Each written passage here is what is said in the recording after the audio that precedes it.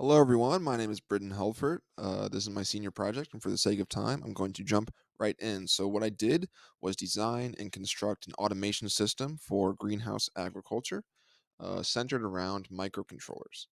Now, the problem that this system addresses is essentially the shortcomings of traditional greenhouse agriculture, specifically the high amounts of human labor required, as well as the general unpredictability of it. So, what is a microcontroller? Well, a microcontroller is essentially a low level computer that is embedded on a circuit board.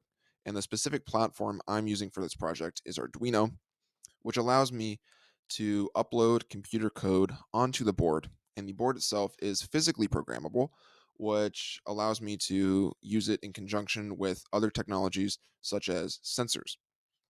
Now, this type of technology uh, maps really well to the project that I'm doing because agriculture itself has very specific parameters such as humidity, moisture, and temperature and light, which I need to control.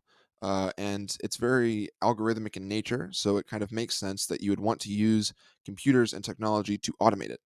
Now, this is a general wiring diagram, including all of the essential parts of the system. I've got two soil moisture sensors, a photoresistor, a temperature and humidity sensor, and a solenoid to control irrigation.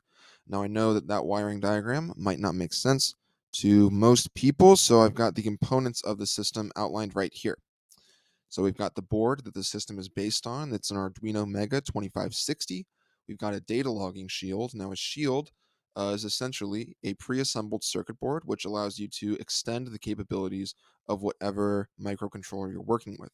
Now, this specific one allows me to write data to an SD card, and the data that I'm writing is the inputs that I'm getting from all of these sensors. So, what it's essentially doing is allowing me to monitor uh, what the general climate of the greenhouse is looking like at any specific time. I've also got a temperature and humidity sensor right here, a capacitive soil moisture sensor, a photoresistor, which is a resistor, the resistance of which changes in accordance to the amount of light that it's exposed to. So it's allowing me to monitor the light level in the greenhouse. I've got an LCD shield, which provides a user interface for the system as a whole. And then I've got a relay, which is essentially an electronically operated switch, which I'm using to turn on and off the solenoid valve, which is controlling the irrigation in the system. So moving on to what this system actually looks like in real life, this is my prototype. Now, unfortunately, due to extenuating circumstances, first a tornado, then the pandemic, we were unable to implement this system in the greenhouse yet. But I did construct a fully functioning prototype in a glass enclosure. This is an overhead shot. You can see this is our irrigation line. We have holes drilled in the bottom. Um, and this is what the system looks like up close.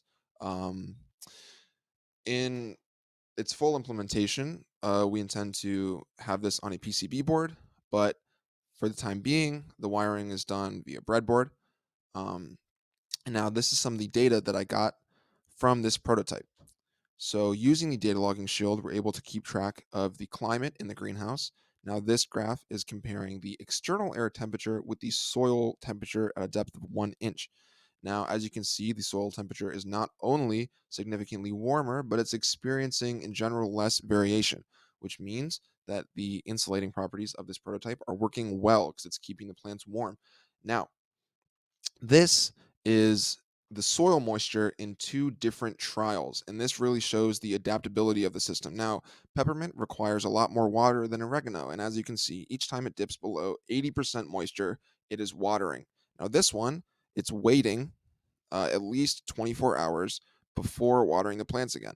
So, as you can see, it tends to the needs of different plants, and those parameters, such as minimum soil moisture and the time to wait between watering cycles, are easily modifiable. Moving on to environmental impact. So, we constructed the greenhouse out of entirely reusable or repurposed materials and recycled materials.